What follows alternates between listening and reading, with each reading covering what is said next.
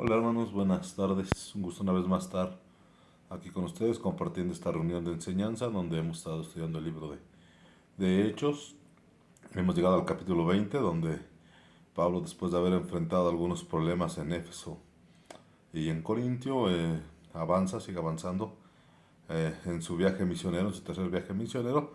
Es que vamos a darle lectura a Hechos 20 del 1 al 11.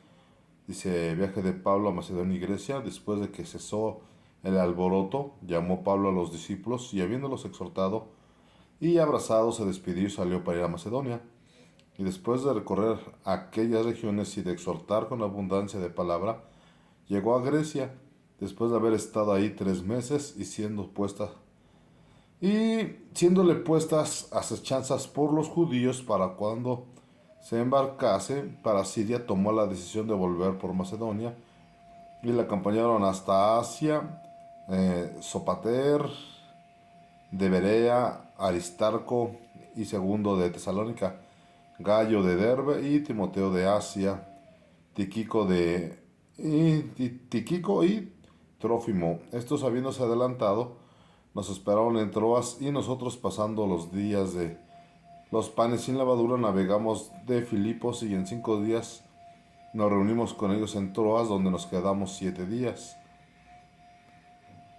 El primer día de la semana, reunidos los discípulos para partir el pan, Pablo les enseñaba, eh, habiendo de salir al día siguiente, y alargó el discurso hasta la medianoche, y había muchas lámparas en los aposentos altos donde estaban reunidos, y un joven llamado Eutico, que estaba sentado en la ventana, rendido de sueño profundo por cuanto Pablo disertaba largamente, vencido del sueño, cayó del tercer piso abajo y fue levantado muerto. Entonces descendió Pablo y se echó sobre él y abrazándole dijo, no os alarméis, pues está vivo. Después de haber subido y partido el pan y comió, habló largamente hasta el alba y así salió. Y llevaron al joven vivo y fueron grandemente consolados.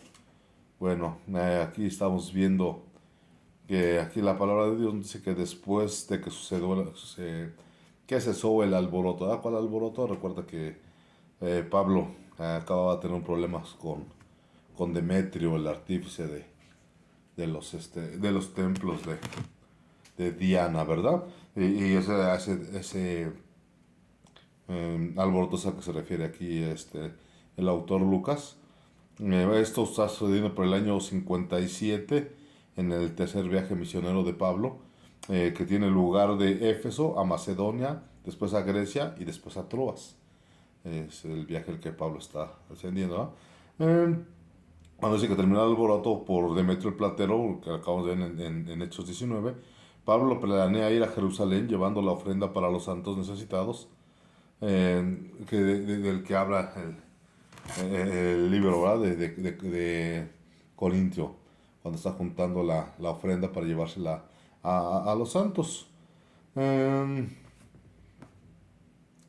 Aquí vamos a ver, mis hermanos, que en el versículo 1 y 2 dice que después de haber salido el disturbio, Pablo llamó a llamar a los discípulos y habiéndolos exhortado se despidió y salió para ir a Macedonia recorriendo aquellas regiones exhortándoles con abundancia de palabra y después llegó a Grecia. Ahora la palabra clave que en este pasaje, mis hermanos, se escribe para caleo con K, que significa exhortar, consolar, animar y llamar al lado para fortalecer. Aquí dice que no huye del conflicto, sino primero confirma a los creyentes y luego avanza, con el propósito, mis hermanos, de motivar la fe de la iglesia y recoger la ayuda para Jerusalén. Aquí vamos a ver, mis hermanos, que tiene unos aspectos claves en este pasaje, que dice que cuando Pablo estuvo en conflicto, mis hermanos, no huyó, ¿verdad? Cuando Pablo se enteró del conflicto que hubo con Demetrio, él no salió huyendo, él no abandonó a la iglesia. Él se quedó hasta que se resolviera el conflicto que había pasado, y eso nos habla de un líder puesto por Dios. Un líder puesto por Dios no es aquel que a la primer síntoma de problemas o a la primera preocupación pues va a abandonar todo, ¿verdad? Hemos sabido muchas veces de llamados pastores o líderes de iglesias o cualquier cosa, ¿no? Que tienen algún conflicto y dice, bueno, pues como no quiero hacer conflicto y como yo no soy de esos, ahí nos vemos, así le dejamos. Aquí nos vemos que Pablo no. Aquí Pablo antes de irse, antes de avanzar, primero se quiso cerciorar que las cosas iban a quedar en calma, que las cosas iban a quedar bien para que la iglesia pudiera seguir avanzando. Eh, Aquí mis hermanos, vamos a ver que el ministerio de Pablo no, a diferencia de mucha gente que hoy en día quiere hacer, no era un ministerio lejano, era un ministerio cercano.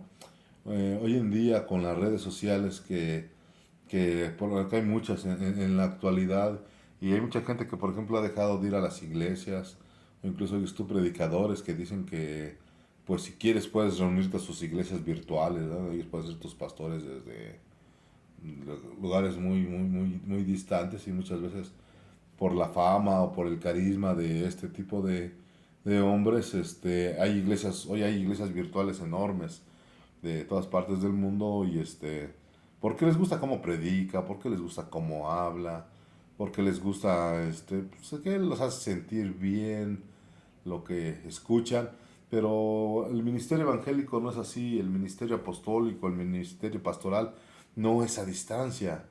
Se requiere muchas veces tener a alguien cerca de ti que te ayude. No sé, por ejemplo, ese tipo de iglesias virtuales que se están llevando a cabo, cómo lo hacen los miembros cuando tienen algún problema, cuando necesitan una consolación, cuando necesitan una palabra de fortalecimiento, cuando están pasando por algún problema y requieren requieren un consejo. ¿Cómo le hacen, hermanos? ¿Cómo le hacen? ¿A quién lo buscan? En quién terminan refugiándose, verdad? Cuando muchas veces hace falta tener a alguien. Por eso lo que les comentaba, que la palabra que aquí se ocupa para hablar de cercanía es una palabra en griego que es parakaleo, que significa exhortar, consolar, animar y llamar al lado para fortalecerse. Se refiere de un fortalecimiento cercano, no de a larga distancia. Se habla de alguien que está a tu lado para poderte ayudar, para poderte consolar. Y ese es el ministerio que Dios quiere establecer en las iglesias. Y también imagínate, pues es más cómodo para supuesto predicador o pastor que nada más agarra, predica los domingos o las veces que hay reunión y y toda la semana pues se olvida, ni sabe quiénes son, ni los conoce, nunca ha visto a sus miembros de esas iglesias virtuales, porque hoy en día, mis hermanos, híjole, cómo hay de gente que sigue predicadores por el internet, pero lo que ellos simplemente están buscando es una palabra, algo que les haga sentir bien, pero realmente cuando se requiere de esa ayuda, de esa cercanía, pues no existe. No existe y a eso no le podemos llamar un ministerio bíblico, de acuerdo a lo que estamos viendo aquí. De acuerdo a lo que estamos viendo aquí, la consolación, la exhortación debe de ser cercana, debe ser al lado.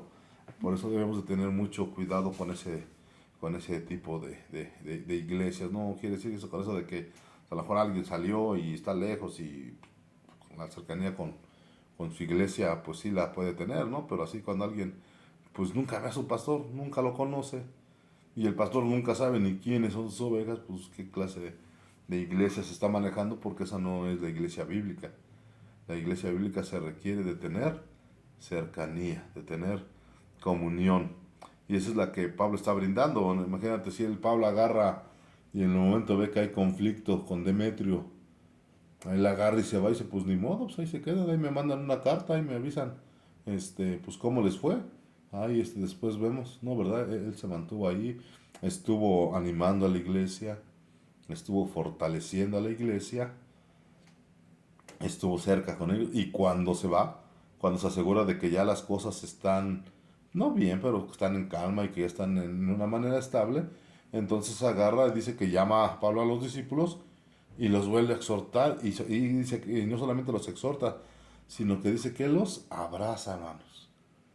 Un abrazo físico, un abrazo que se siente, un abrazo que ayuda a la persona que lo recibe.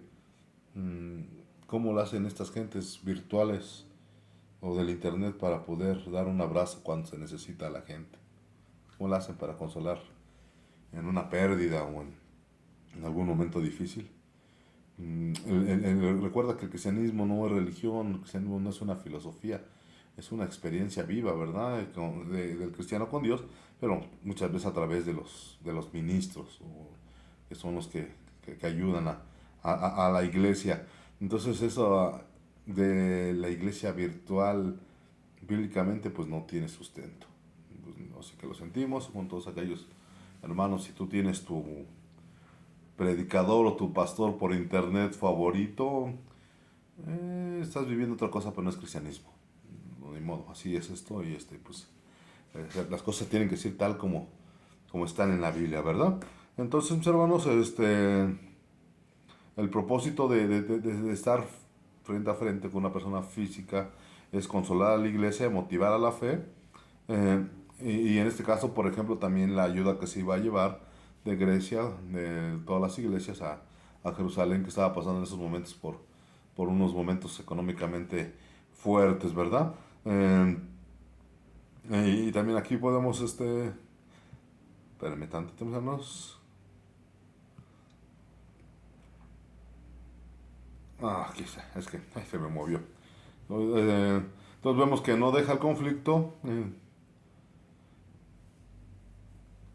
y también sobre todo no deja que el conflicto o el problema lo distraiga de su misión, ¿verdad? Porque también Pablo pudo haberse metido en aspectos legales de que, bueno, pues ahora vamos a ver, bueno, ya se dieron cuenta de que nosotros no hicimos nada, pues ahora vamos a demandar a Demetrio, ¿verdad? Ahora vamos a hacer lo que pague por habernos difamado, por habernos echado pleito y que empezara a meterse en otras cosas y que empezara a buscar justicia social o que buscara difamar a Demetrio. No, no, él después de que pasa el conflicto, él sigue en su ministerio, él sigue fortaleciendo a la iglesia, él sabe que Dios lo ha llamado para fundar y fortalecer las iglesias y él continúa en su misión, no se distrae y es que desgraciadamente es muy fácil distraerse, ¿verdad? A veces es difícil, por ejemplo, en ocasiones cuando las iglesias pues no diezman y no ofrendan, hay iglesias que pierden la visión y se preocupan más en cómo recaudar recursos porque sienten que lo sacan del lugar donde están o falta para las necesidades y hay muchas iglesias que empiezan a funcionar en otros ámbitos que no son los espirituales, ¿verdad? O incluso hay iglesias que se distraen con la economía o empiezan a formar negocios y empiezan como decíamos hace rato, hasta incluso hacer redes sociales, muchas cosas que tal vez podrían ser buenas, pero que no son necesariamente la para lo que Dios nos ha llamado, ¿verdad? Pues hay que tener mucho cuidado, por eso veíamos la importancia de tener a alguien físico ahí en la iglesia, ¿verdad? Eh, pero también, mis hermanos, eso es lo que en este caso Pablo hizo por la iglesia, ¿verdad? Como el encargado. Pero también esta es una responsabilidad para las iglesias, para los miembros.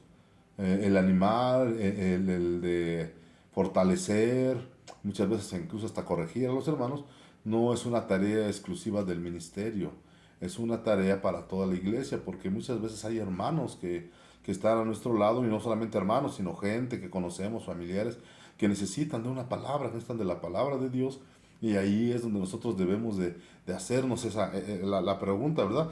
¿Quién necesita que animemos hoy? ¿Quién necesita que lo animemos en la fe?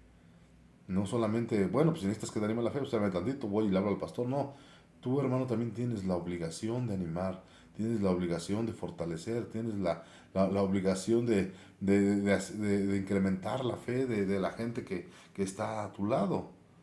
Porque aquí podemos ver, bueno, sí, pues Pablo pues, era el apóstol, pues él tenía que hacerlo, pero no, no, mis hermanos, esta es una tarea colectiva, esta es una tarea en la que Pablo agarró, los formó, los enseñó y después los dejó para que ellos siguieran haciendo esa tarea. Pablo no podía estar siempre con ellos.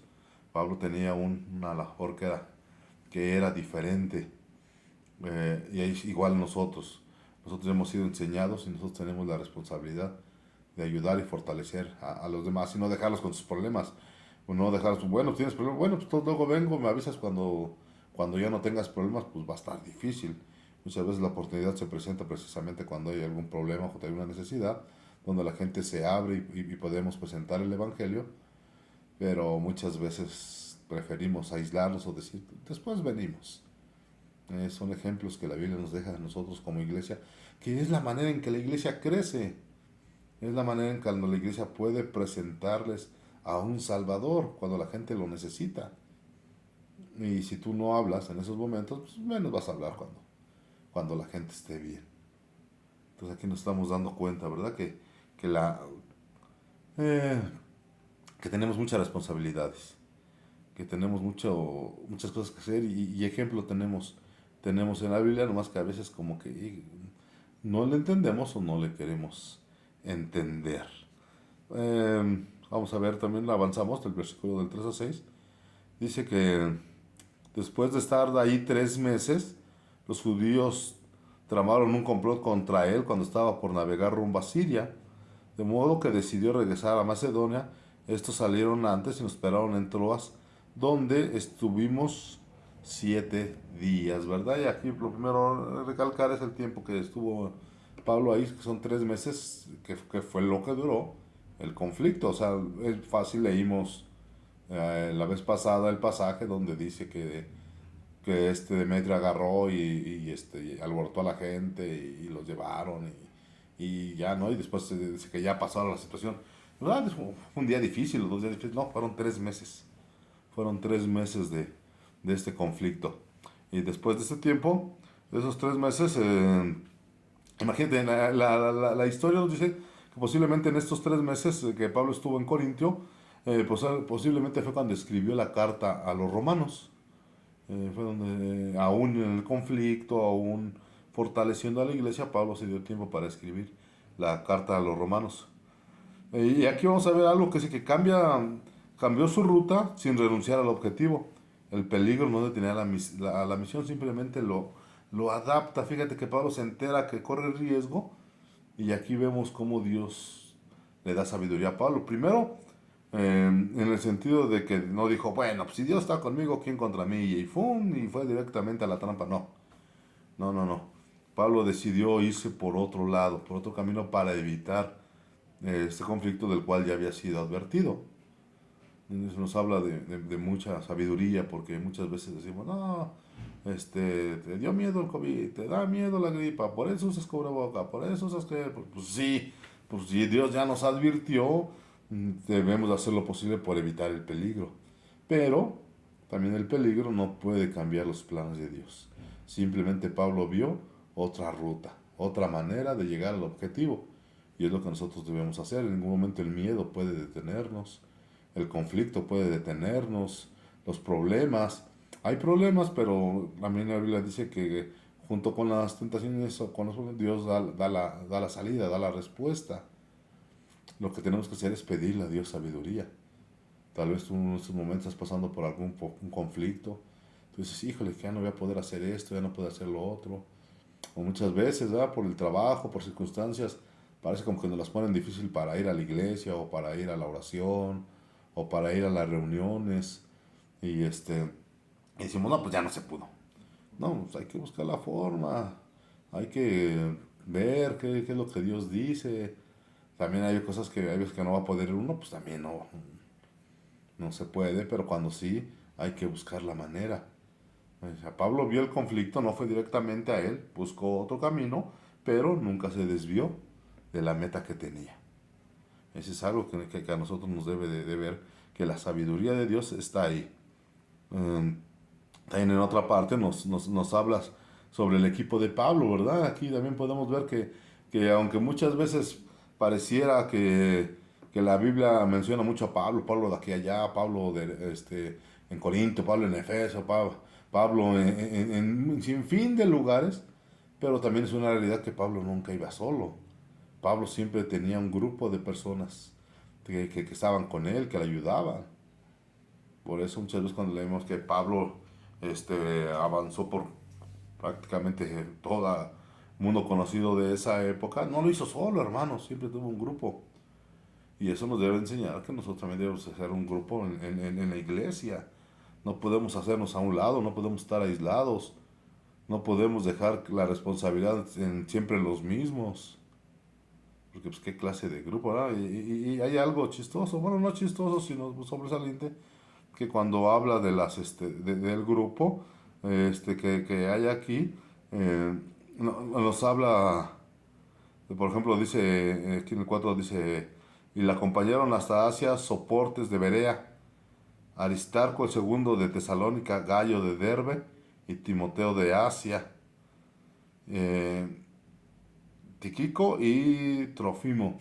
Si te das cuenta, menciona de dónde sean. Entre más lugares Pablo visitaba, más grande se hacía su equipo, más gente se iba añadiendo a su equipo. No solamente a las iglesias iban creciendo, sino a su grupo personal de Pablo.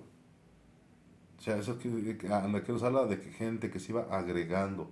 No se quedó nada más con Lucas, no se quedó nada más con Timoteo, sino que la gente se iba agregando, mis hermanos. Hay momentos en el que nos debemos de, como iglesia, irnos fortaleciendo, cada vez irnos agregando más. Tal vez el primer año o 2 años te la pasaste sentado escuchando porque lo estaba, está bien, pero tal vez ya después tienes que empezar, no, tal vez tienes que empezar después a servir y después a presidir y después a enseñar y todo y a compartir. O sea, no puede ser que nada más pasen el tiempo y siga siendo la misma persona de cuando empezaron, hermanos. Ni el grupo de la iglesia puede ser igual tan pequeño como siempre. Ni el de alabanza, ni el de servicio. Todos deben de ir creciendo a medida que pasa el tiempo. Es lo normal, es lo natural, es lo sano dentro de una iglesia. Lo que no es sano es de que pasen años y no tengas compromisos. Y aunque el grupo siga siendo del mismo tamaño. No, eso no es normal ni es sano, ¿verdad? Eh, ay, no, nos pasamos. Aquí también nos dice eh, que ante el peligro la sabiduría, eh, pero sin retroceder, ¿verdad? Entonces veíamos que aunque había problemas, veían la forma. Dios guía nuestras rutas, aunque cambie los planes. Muchas veces Dios ya nos dio un objetivo y a veces sobre el camino nos va a decir, sí, pero no es por aquí, es por acá, es por la derecha, es por la izquierda, ahora por acá. Debemos estar atentos a la voz de Dios. Él puede cambiar la ruta, pero nunca el destino, ¿verdad? Y vemos que la obra avanza en equipo. Nadie puede ser. Aquí no existe el llanero solitario, aquí no existe el Superman, aquí no existe el Batman, que el superhéroe que lo hace solito. No, no se puede. A fuerzas debe de ser grupo, siempre debe de ser un grupo de personas dispuestas. Y cada día ese grupo debe de ir creciendo, ¿verdad? Y aquí podría tener una aplicación. También, ¿temes algo que podría hacer que dejes de servir? Hay muchas veces que enfrentamos situaciones, como veíamos hace rato, a lo mejor el trabajo, la familia, problemas que digas, híjole, ya no voy a poder ir a la iglesia, híjole, ya no voy a poder servir, ya no voy a poder hacer esto, ya no voy a... Hay cosas que muchas veces la gente tiene miedo o no entiende que se está enfrentando y llega a temer que eso lo saque del ministerio, o no del ministerio, sino simplemente de su relación con la iglesia o con el Señor. Debemos de aprender, mis hermanos, que dificultades siempre vamos a tener, pero también Dios nos va a dar la salida. Por eso debemos estar con el oído atento para poder discernir por dónde es que Dios quiere que avancemos. También nos dice que en el 3 a 6 que después de estar ahí 3 meses los judíos tramaron un complot contra él y cuando estaba por navegar rumbo a Siria, de modo que se dio a regresar por Macedonia, estos salieron antes y nos esperaron en Troas, donde nos detuvieron 7 días también. Ah, ya lo habíamos leído. Bueno, en aquí vemos que 3 meses en Corinto es donde escribió de Romanos, la sabiduría apostólica, el grupo que crece, pero también, hermanos, vamos a ver que esperó 7 días con el propósito de reunirse con los hermanos en el día del Señor, o sea, de celebrar el culto dominical. Pablo, fíjate que si algo quería, llegó después de los 3 meses, llegó en domingo y se fue en domingo, porque esperó 7 días, entonces cuando llegó en un servicio y se fue en un servicio, en un domingo. Pablo lo hace con el propósito para poderles enseñar en los domingos, ¿verdad, mis hermanos? Es importante la reunión. Pablo no dijo, ay, no, estoy cansado. No puedo llegar al culto esto. Vengo llegando del trabajo, vengo llegando del viaje, déjenme descansar. No, Pablo llegó al servicio y luego cuando está a punto de salir, tampoco se niega al servicio. O sea, está a punto de emprender un trayecto largo que va a ser pesado porque En esa época, de por sí hoy es pesado salir, en esa época era mucho más pesado salir, pero aún así su prioridad es reunirse los domingos con la iglesia. Sé que para mucha gente no es prioridad, para mucha gente pues es algo aburrido, cansado, que se puede evitar y entre mejor se pueda, entre más surge una excusa para no ir, mejor para muchos, ¿verdad? Pero no, hermanos, para la gente que realmente cuando tú amas al Señor, cuando lo conoces, cuando sabes quién es para ti, no hay nada más importante que estar en su presencia.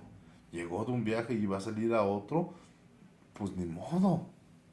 Y no solamente eso, ¿no? Sino que dice la palabra más adelante, que dice que predicó toda la noche y saliendo y eso no lo detuvo y ya después se fue a su camino. Ese es cuando realmente sabes dónde está tu fuerza, cuando sabes dónde está lo que te conviene. Si tú piensas que te conviene estar en la casa del Señor, que un día en la casa del Señor son mejor que mil fuera de Él, vas a estar ahí. Pero si no lo crees, vas a buscar la forma de evitarlo. Vas a tener un buen pretexto para no ir. Eso normalmente es lo que se hace, ¿verdad? Cuando la gente no quiere. Entonces vemos que la reunión para Pablo siempre ha sido primordial y, y siempre lo consideró como lo más importante, incluso más que su propio, que su propio descanso.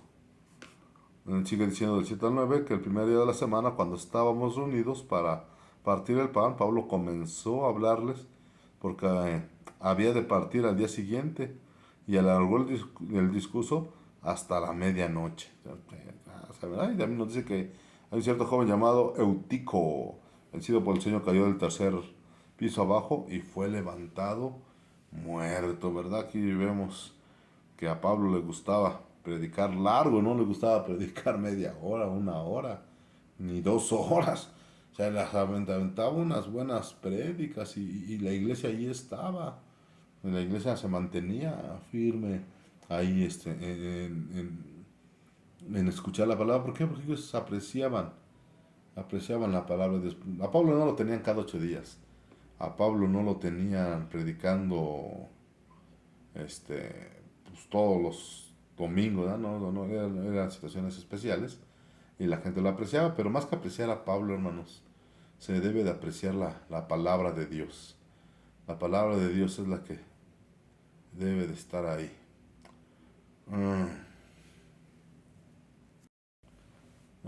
que muchas veces estamos muy dados a pensar de que si cierto predicador es el que va a compartir, pues va a estar bueno el mensaje, y si no, pues no va a estar tan bueno cuando no es el predicador, ¿verdad?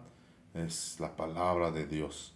Y en ocasiones, en este caso, aquí nos dice que este muchacho cayó no por que no le gustara la palabra de Dios, no porque no hubiera ido a la fuerza, sino que por el cansancio, pero aún se mantenía, ¿verdad? Eh, bueno, para recalcar lo importante que era en domingo, ¿verdad? El motivo de la extensión, ¿sabe por qué fue tan largo el mensaje? Es su última oportunidad de comunicar la gracia con urgencia y amor. Pablo sabía que posiblemente ya no iba a volver a estar con ellos. Entonces, pues él tiene una urgencia de predicar la palabra, pero por amor a ellos. A veces es difícil, sobre todo la gente cuando no está acostumbrada, a lo mejor en prédicas como las de nosotros, como en cultos donde pues le damos importancia a la predicación de una hora o más.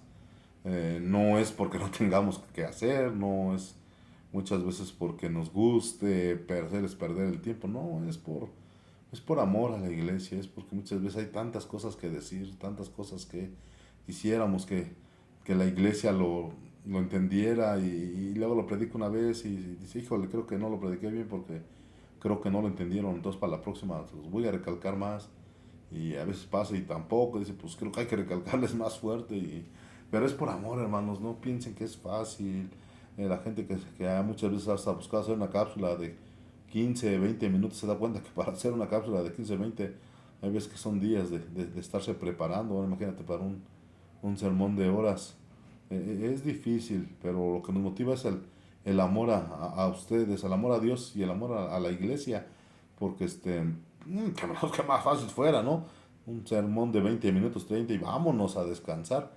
pero la urgencia de que la iglesia crezca, el amor porque no querer que fallen o no querer que les que adolezcan de algo. A veces no se entiende, a veces no se comprende y a veces quisiéramos que el sermón durara mucho menos, pero créanlo hermanos, es por amor. Eh, Cuando entras a un trabajo, ¿qué es lo que más quisieras? Salir lo más rápido posible, terminar lo más rápido, cansarte lo menos posible. Eso es lo que la mayoría de la gente busca. Y en un sermón o en la iglesia o de encargado, no lo hace uno como trabajo, lo hace uno por amor. Por eso es que está uno dispuesto muchas veces a invertir tiempo de descanso, tiempo